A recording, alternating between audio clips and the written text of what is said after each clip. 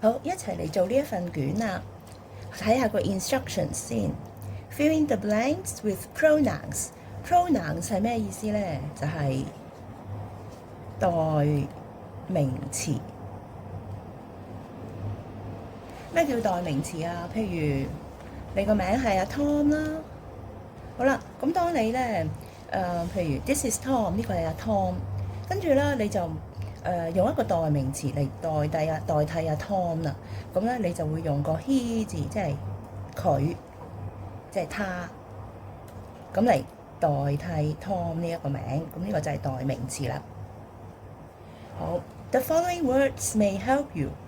咁以下呢一啲字咧 ，the following words， 以下呢一啲字咧，未可能 help you， 可能會幫到你嘅喎。咁就未必一定咧係有用，不過咧都可以幫下你嘅。咁所以我哋都睇下有啲咩字先啦。He 就係頭先講呢個 he 啦 ，he 咧就係男仔嘅他。好啦 ，she 咧就係女仔嘅她。好 ，it 咧就係動物嘅它。或者係死物嘅它，咁咧死物嘅它係咁寫嘅。好，咁仲有 our， 咁 our 一陣間先講啦。you 咧就係解你或者係你們都得嘅喎，你哋。好 your 一陣間先講啦。my 都係一陣間先講啦。we 咧即係我們。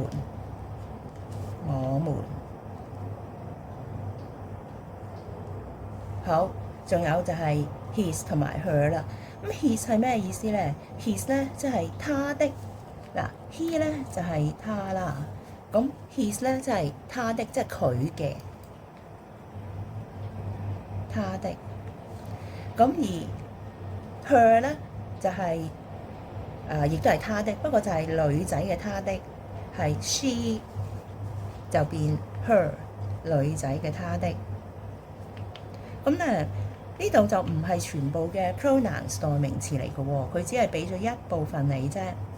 咁而家咧就再寫埋其他啦。頭先咧就已經呢個表咧已經係有 he、she、it。咁其實仲有啲咩代名詞呢一個表係冇咧？就係 I、we、you。好，由於個 you 咧係解你，亦都可以解你們喎。咁所以咧，我就寫兩次啦。you 仲有 they。好，咁頭先講到啦 ，he 就係他男仔他 ，she 就係女仔他 ，it 就係動物他或者死物嘅他。咁 I 啦，你哋都識啦，就係我啦。we 咧就係我們啦。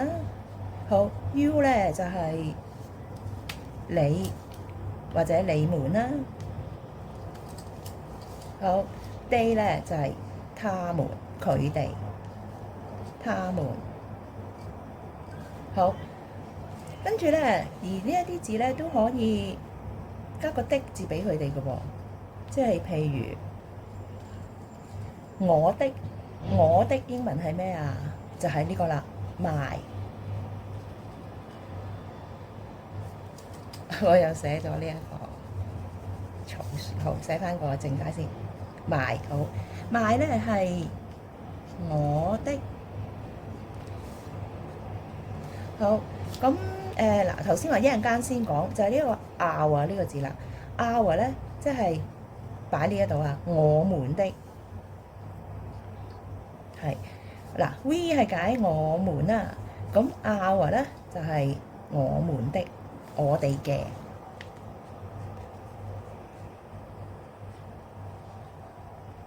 我們的，好啦，咁好 ，you 係你同你們啦，咁而你的或者你們的，即係你嘅或者你哋嘅係咩咧？就係 your 啦，就係你們的、你的或者係你們的。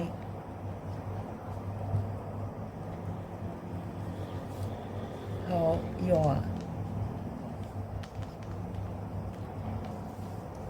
好，咁呢個表全部寫晒個解釋咯喎。好，咁呢度寫埋呢個啦。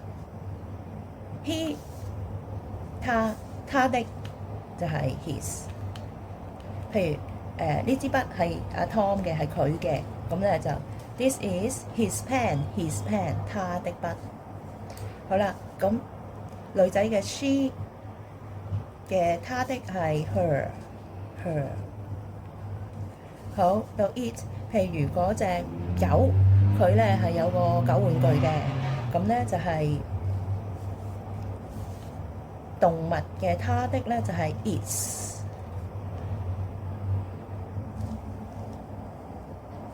好，跟住啦，they 咧係他們啦，咁他們的係咩啊？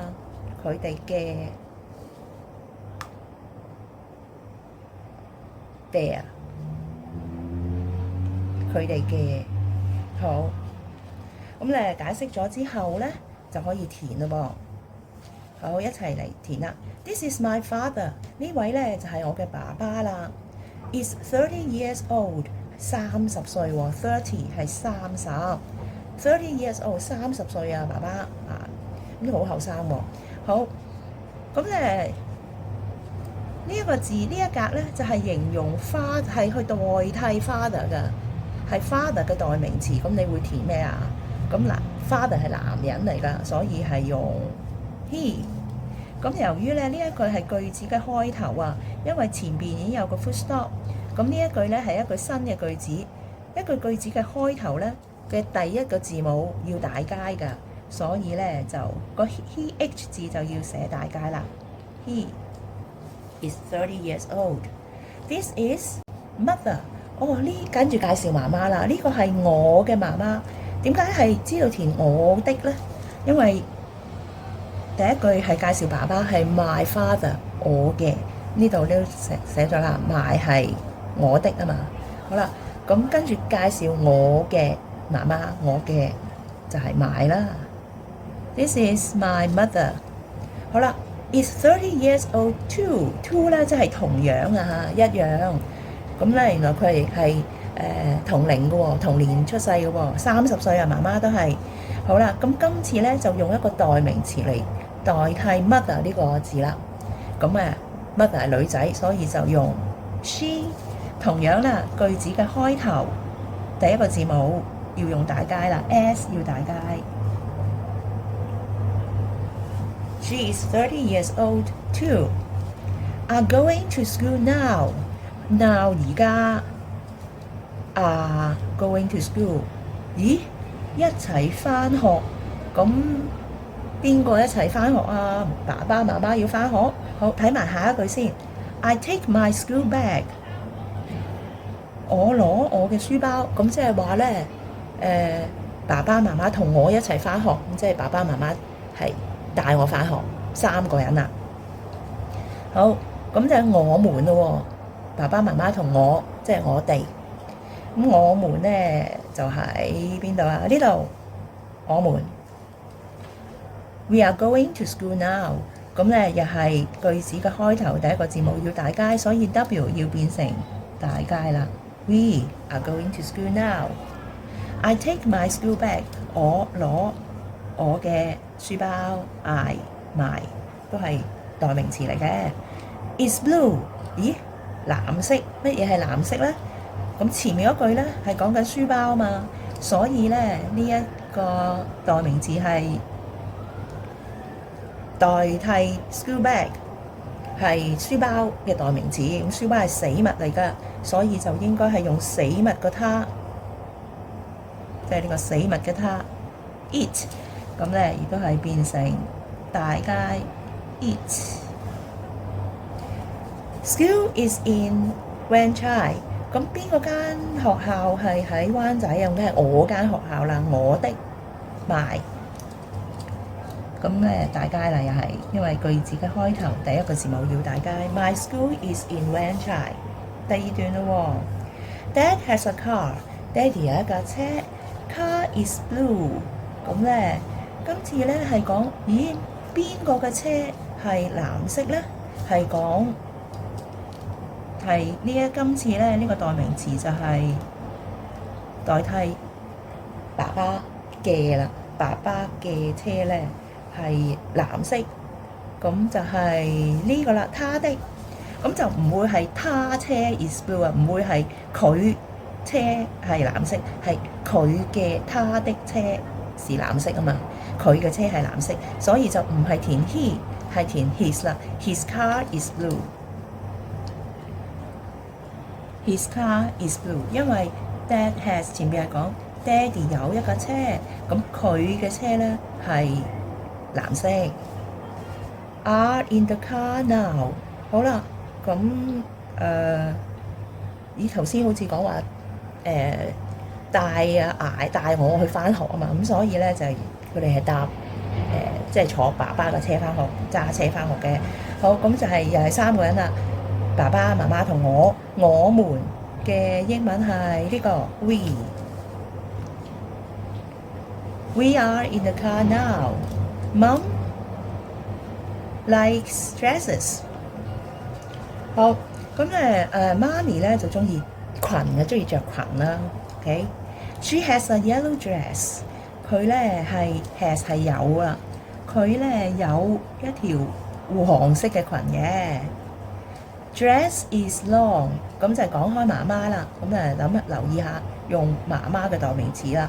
Dress is long， 咁究竟係填 she dress is long 定 her dress is long 啊？好明顯啦，係佢嘅裙係長嘅，他的咧就係呢一個啦，他的就係呢一邊啦 ，her。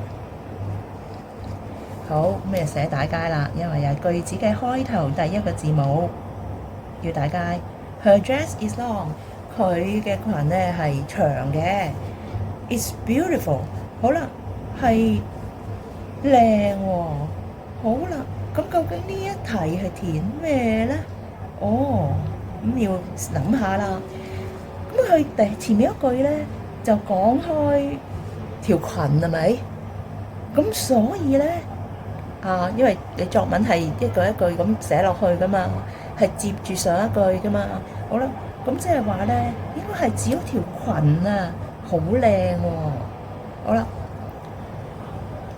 如果係指條裙好靚咧，咁就係用嗰條裙嘅代名詞，即係條裙係死物嚟噶嘛，死物嘅它，所以死物嘅它嘅代名詞就係 it， 係咪 ？It is beautiful。好，咁啊填咗 it 先啦噃。It is beautiful。好啦，咁有冇第二個答案啊？諗下，會唔會話媽媽着住呢條黃色嘅裙好靚啊？可能媽媽本身都生得好靚，咁會唔會係話 she is beautiful 咧？咁我哋連續講媽媽呢幾句讀一次，睇下通唔通啦。Mom likes dresses. She has a yellow dress. Her dress is long. She is beautiful， 得唔得咧？都講得通嘅喎。咁當然啦，用 it 係最好啊，因為上一句講開條裙啊嘛。好啦，如果有同學佢寫 she is beautiful， 老師咧都會當佢啱嘅。媽媽好靚㗎咁。好啦，咁即係話咧，有陣時會一題會有2個答案都未定嘅喎。咁都要小心思考，小心去諗啦。好。I am very happy to go to school with Dad and Mom。我咧好開心，非常開心喎。係 with 即係同埋啦 ，Daddy 同埋媽咪 to go to school， 去返學。好，咁呢個練習都幾深㗎，要好小心做，唔係都會錯得好犀利㗎。OK， 好，做完喎。Very good，goodbye class。